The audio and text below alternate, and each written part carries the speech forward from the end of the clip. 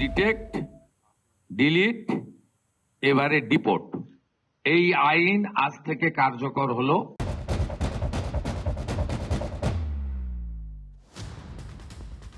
আমাদের রাজ্য পশ্চিমবঙ্গে এবার ডিপোর্টের প্রক্রিয়া শুরু হয়ে গেল। ডিপোর্ট মানে গোদা বাংলায় ফেরত পাঠানো। অনুপ্রবেশকারীদের কাঁটাতারের ওপারে পাঠাবে শুভেন্দু অধিকারীর প্রশাসন। শুভেন্দুবাবু কথা দিয়েছিলেন বিজেপি রাজ্যে ক্ষমতায় এলে 30 দিনের মধ্যে ডিপোর্ট করার প্রক্রিয়া শুরু হয়ে যাবে। বিজেপি সরকারের বয়স আজ 15 দিন। শুভেন্দু অধিকারীর স্বরাষ্ট্র দফতর থেকে জেলা শাসকদের কাছে, সমস্ত জেলার যারা ডিএম তাদের কাছে হোল্ডিং সেন্টার তৈরি করার নির্দেশ পৌঁছে গিয়েছে। এটা একটা প্রক্রিয়া, এটা ফার্স্ট প্রক্রিয়া।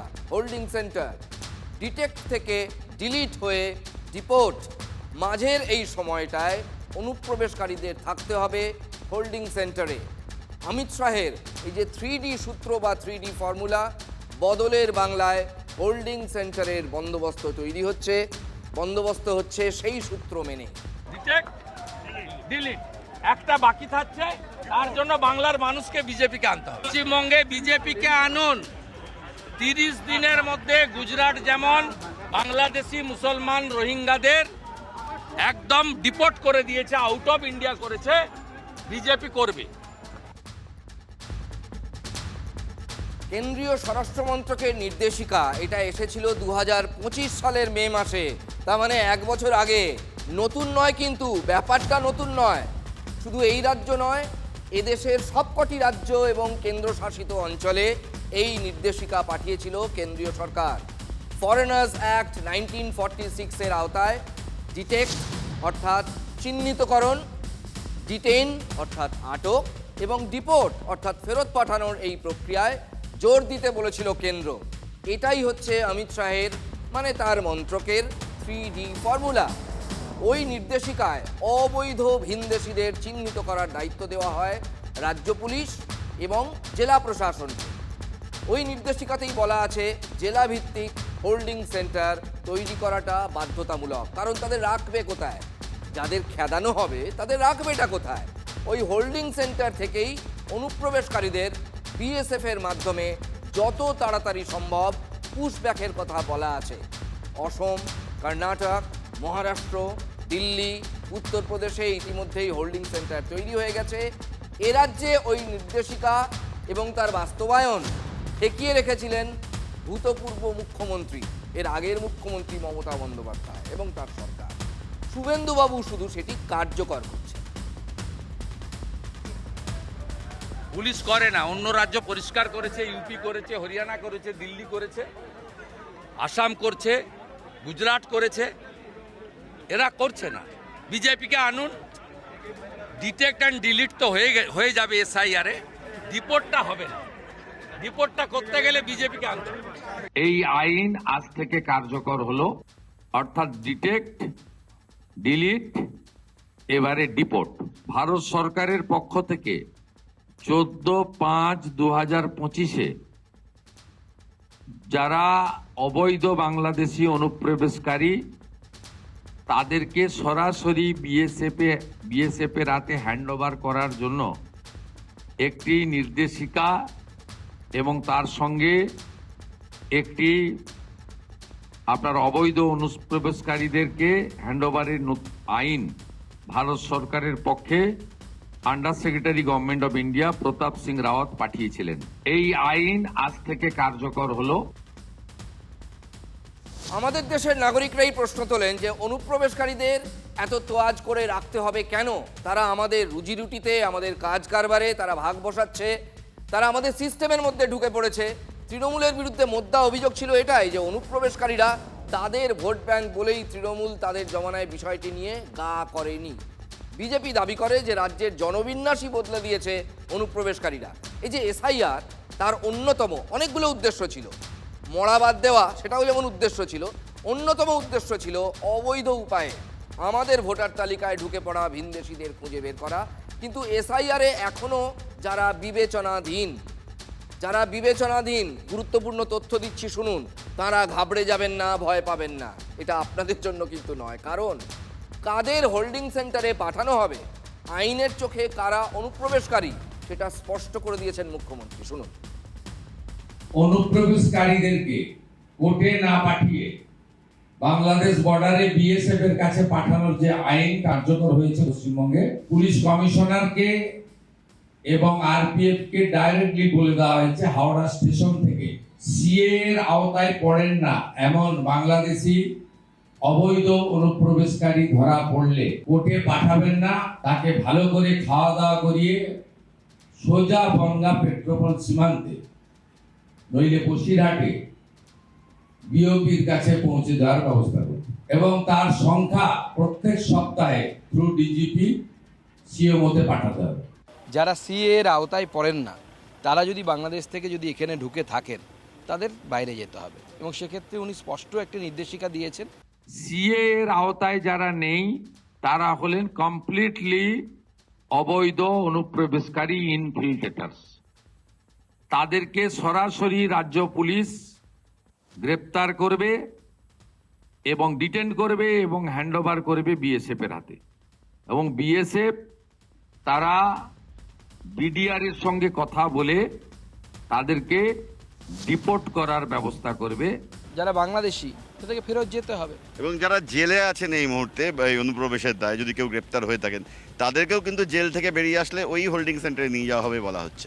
দেখুন, প্রথম কথা হচ্ছে যদি কেউ অনুপ্রবেশ করে ভারতবর্ষে প্রবেশ করে যে ভারতীয় নাগরিক নয় এবং সিএ এর আওতাতেই আসছেন না বা 24 সাল পর্যন্ত যেহেতু ওই দেশের নাগরিকদেরকে যারা সংখ্যালঘু ধর্মীয় গোষ্ঠী অর্থাৎ হিন্দু, জৈন, বৌদ্ধ তাদেরকে এখানে থাকার অধিকার দেওয়া হয়েছে কেন্দ্র সরকারের ফরেনার্স অ্যাক্টের পরিবর্তনের ফলে। এর বাইরে যারা আছে তাদেরকে আমরা আমাদের জনগণের ট্যাক্সের টাকা খরচ করে খাওয়াবো, রাখবো, চিকিৎসা করাবো, বাচ্চা কাচ্চা প্রেগনেন্ট হয়ে যদি আসেন, বাচ্চা কাচ্চা যদি থাকে তাদের দেখভাল করবে, এর তো কোনো মানে হয় না। যে দেশের নাগরিক তারা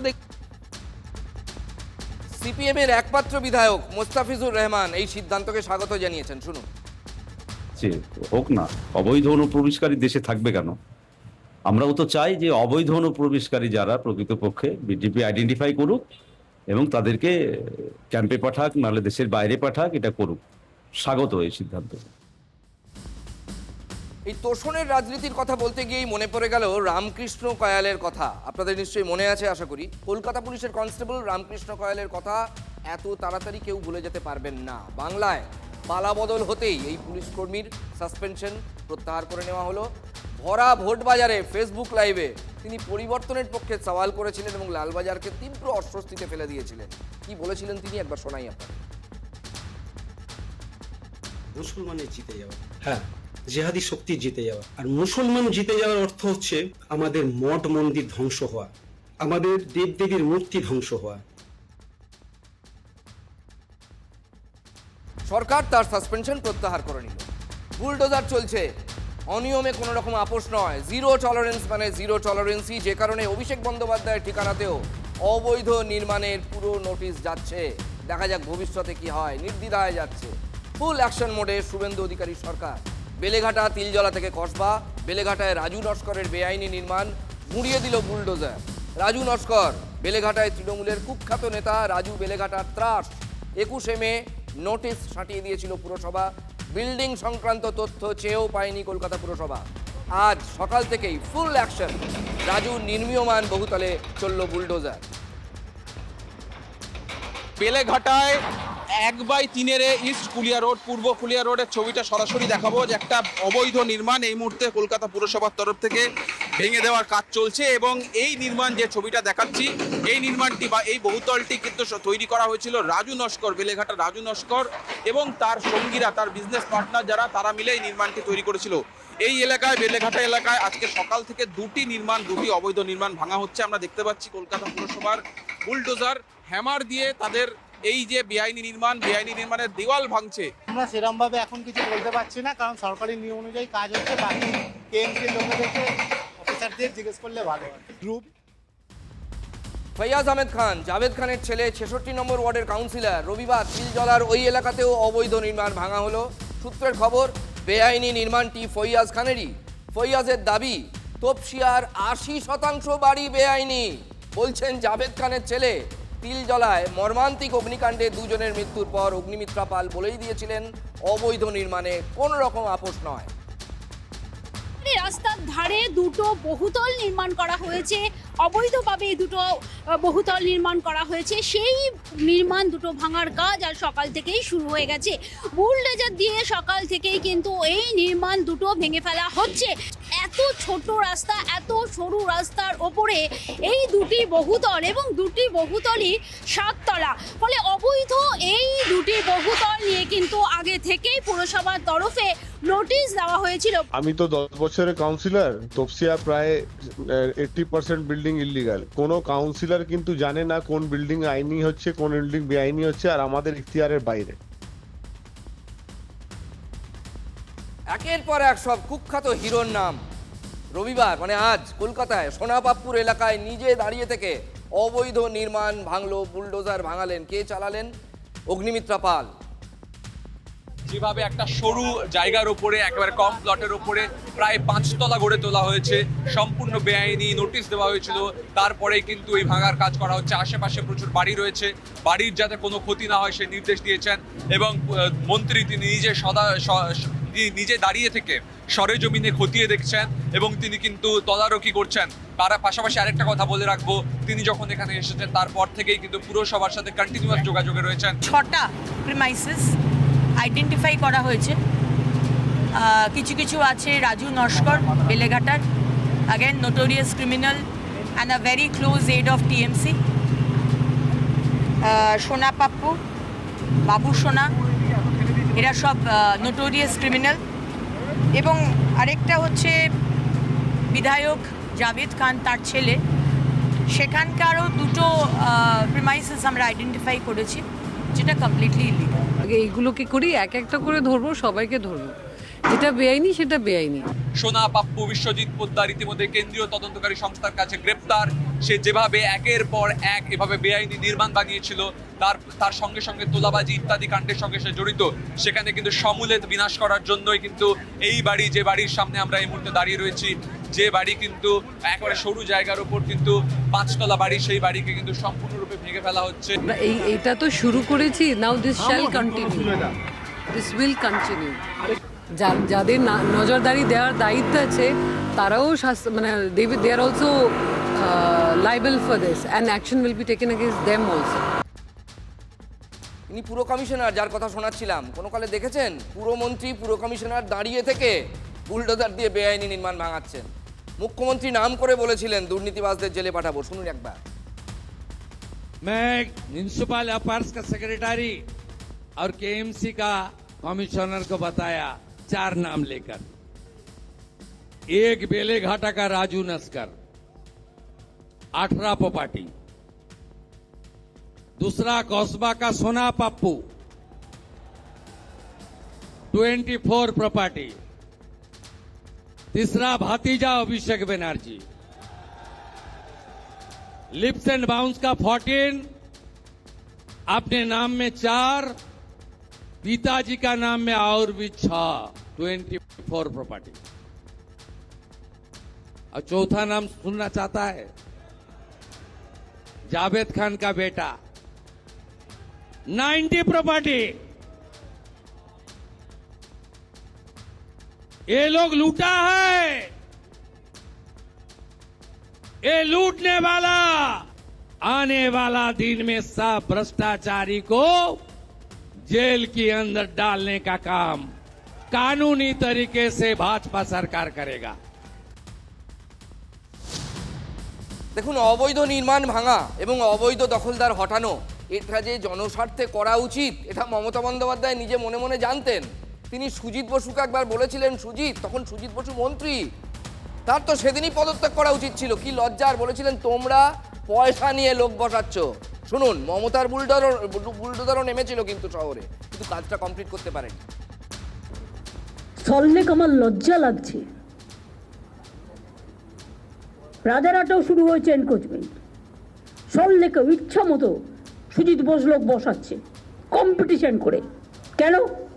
কেন বাইরের লোক বসবে? এআরডি অফিসের অপোজিটে ছবি দেখালে নিজেরাই লজ্জা পাবেন। এর জন্য কত দিতে হয়েছে? একদম পুরো এআরডি অফিসের সামনে সব এনক্রোচমেন্ট হয়ে গেছে। একটা করে তিরপল লাগাচ্ছে, একটা করে বসে হচ্ছে, একটা করে চিপল লাগাচ্ছে, একটা করে বসে পড়ছে। কেন? ওয়াই আমি জানতে চাই। এক কথায় বলবো, দেখুন, সাধারণ মানুষের এটা মূল্যায়ন। যে রাজ্যের মুখ্যমন্ত্রী নিজে স্বীকার করছেন তার দলের মন্ত্রীরা পয়সা নিয়ে এনক্রোচমেন্ট করাচ্ছেন, লোক বসাচ্ছেন, সেই সরকারটা যে এতদিন টিকেছে এটা তৃণমূলের ভাগ্যবান। সরকার 15টা বছর যারা যে মন্ত্রী এবং যে টিম এই দপ্তর চালিয়েছে তারা এই বিষয়গুলোকে দেখেনি বলবো না, দেখেছে, ইগনোর করে গেছে, কম্প্রোমাইজ করে নিয়েছে ক্যাশ বা কাইন্ডের বিনিময়ে, তাদেরও শাস্তি হবে।